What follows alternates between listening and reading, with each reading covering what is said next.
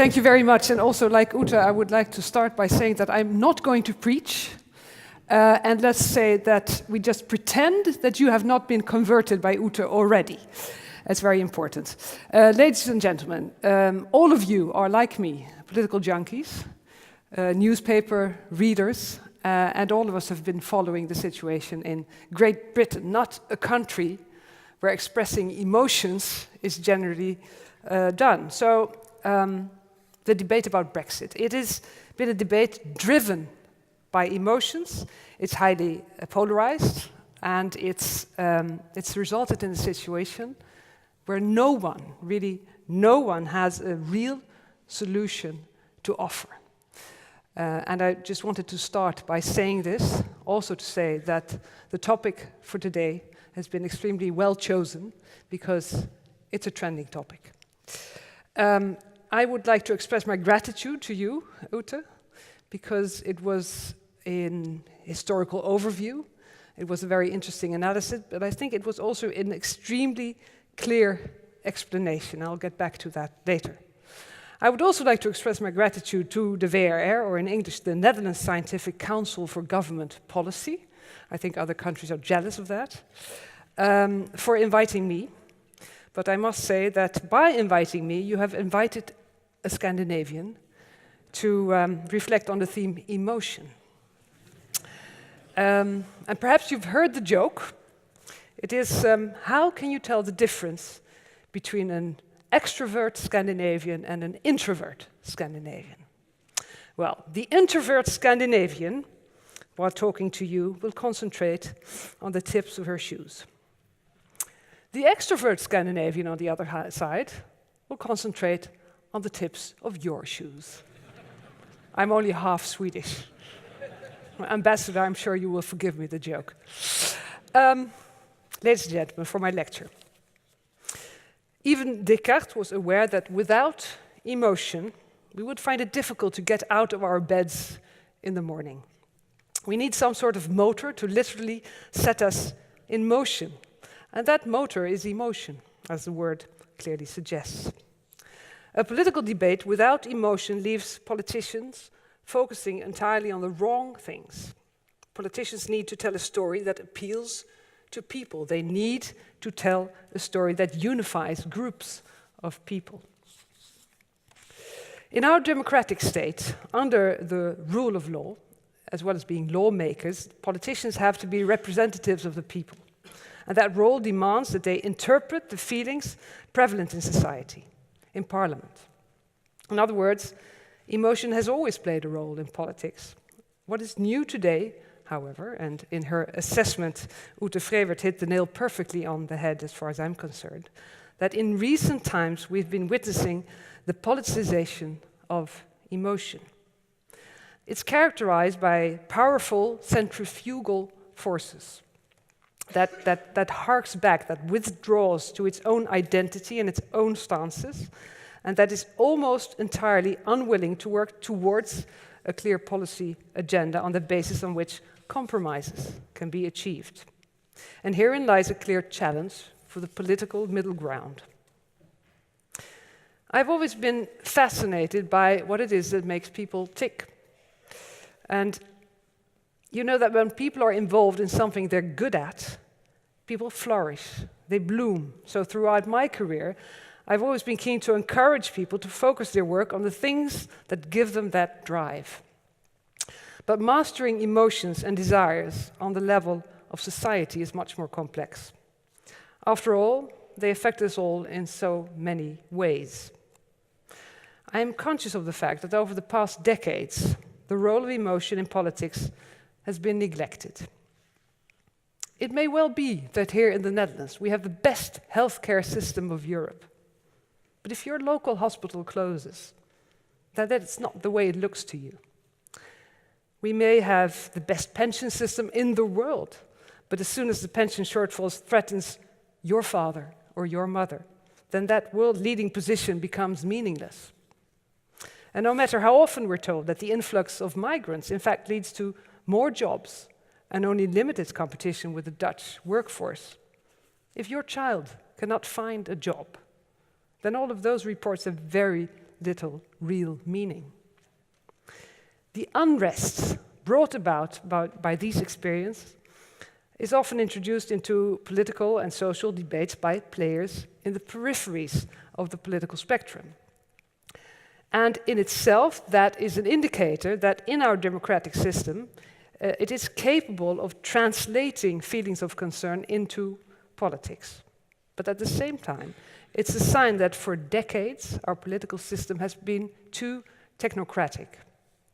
If politicians are incapable of effectively presenting the emotional elements of their message, then the man and woman in the street will quickly lose their belief and their trust in politics.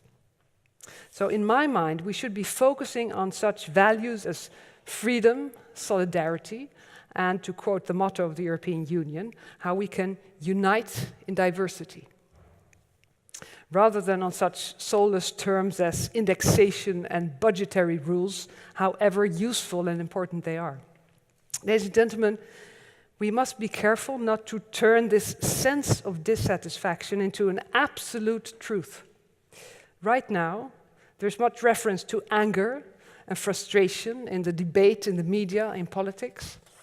Politicians, and I certainly include myself in my criticism, must ask themselves whether, in fact, in the face of these sentiments, they have not, in fact, failed in offering an alternative set of values.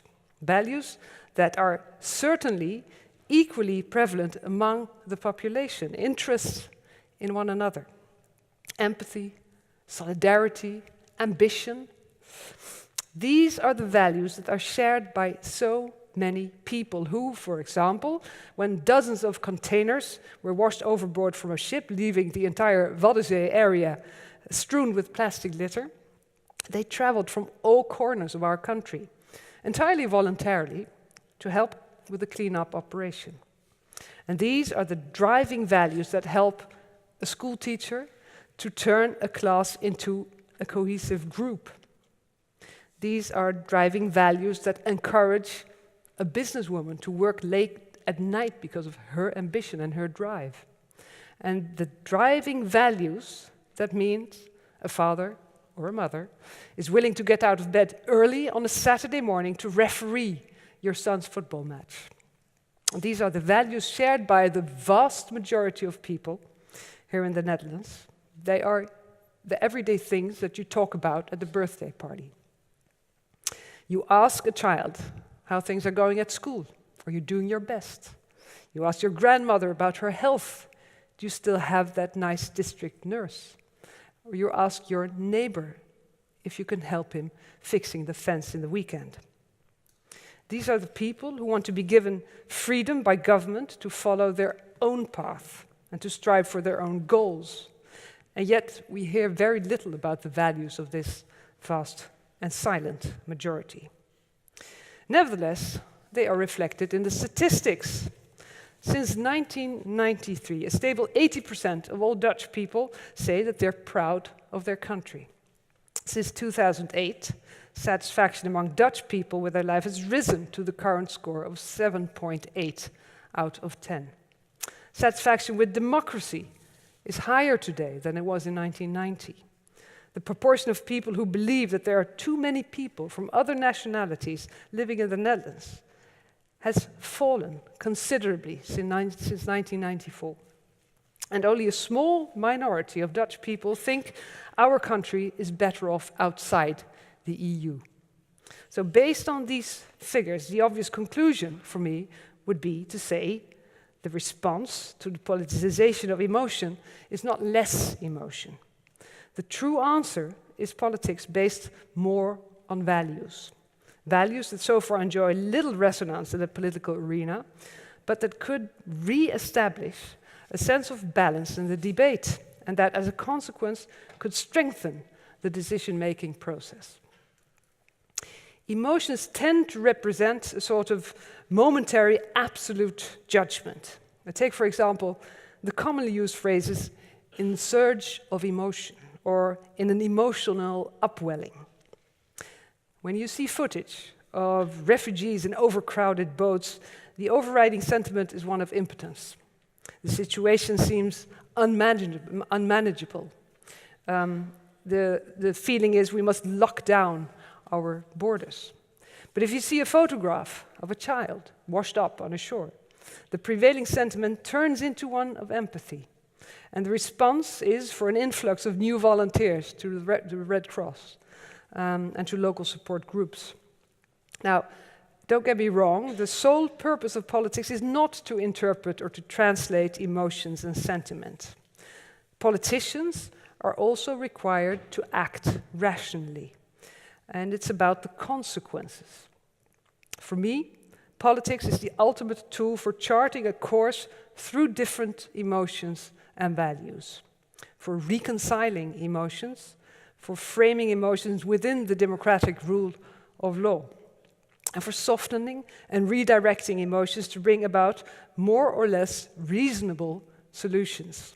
And the aim of politics must be to lay down a perspective towards which we can work together, with what the Scottish philosopher David Hume refers to as calm passion. Problems start to emerge when politicians become bogged down in their own stories, in their own identities, in their own emotions, with every potentially reasonable solution or attempt at rapprochement, when it's swept aside by mistrust, when emotion becomes not only the starting point, but also the destination for a politician. In that situation, there's no more room for discussion, and the ultimate loser is democracy. For me, the only relevant story is the one that starts us to help build bridges to the stories of others, that helps reconcile the 17 million stories of 17 million people in the Netherlands, and that helps them to live together. That, surely, is the ideal of a vital democracy where emotions plays its proper role in politics. And that ideal ties up with our rich tradition, built over centuries, of successfully bridging differences where minorities are protected and where compromise is seen as a great good. Over the centuries, our Polder model has surely taught us that differences of opinion cannot be allowed to gain supremacy over our shared duty to keep our feet dry. The Netherlands is a pragmatic country where consensus rules, a democratic country governed by the rule of law in which, time and again, politics succeeds in finding a way to turning conflicting emotions into reasonable solutions. Ladies and gentlemen, in the words of a famous cabaret artist in the Netherlands, Theo Maassen, and I quote, "In the past you had politicians who talked about their dreams and thought about how to bring them about. All today's politicians offer us are nightmare scenarios and plans on how to avoid them becoming reality." This succinct assessment outlines a clear task for the political middle ground. That task description calls for us to focus better on the emotional aspects of policy proposals, to turn against the centrifugal forces, to take up the obligation to encourage values that bind us together, and to tell a story that has both heart and soul. And to use the words of Ute Frevert just now, proponents of a liberal democratic order must enter the political arena armed with a unique, appealing narrative about the good life. And that narrative starts by making people an integral part of why you do what you do. It must be about what you believe, in the perfect parallel in the way the kleine luiden, the ordinary people, achieved emancipation in the 19th century, and the way women achieved emancipation in the 20th century. And once again, in the 21st century, we will succeed in bringing those people who currently find themselves sidelined back into the fold. It must be about why you feel responsible for ensuring what is happening, that what is happening in Great Britain does not happen here. Because what is happening there is that politicians refuse to take responsibility for ensuring a workable compromise for the common good. And of course, it must be about why you wish to tackle one of the biggest challenges of our time, the climate change. And that's where I want to end on a personal note, because later you're going back outside into the cold. And in the Netherlands, if it becomes cold, it means ice fever. The marvelous prospect of frozen water. That is one thing that gets Dutch people itching for action. And the same goes for me. I love to skate. I skated throughout my youth. And why was I able to skate? Because of the freezing weather, because the winter was cold enough. I used to make fantastic journeys over sparkling white waterways with my father. And several times I've skated with my sons. And in the face of global warming, I dearly hope that I will make that same journey with my grandchildren one day. And that hope goes hand in hand with a question, one day, whether or not today, in the face of doubts, in the face of worry, and in the face of intense emotions, we were courageous enough to mark that spot on the horizon, to set a course and to lay out our dreams. It's still not too late. Thank you very much.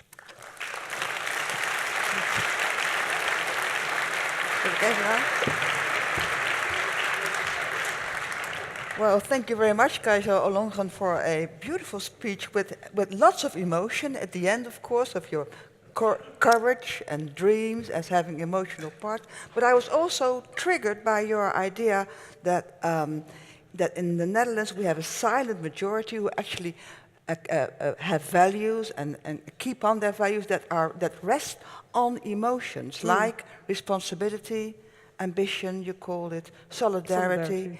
And do I understand you properly that you say perhaps we should make more a call on these values again? Yes, and we should value the values. I mean, if you would live in the sort of Twitter universe, you would almost think that these values are not there anymore. No.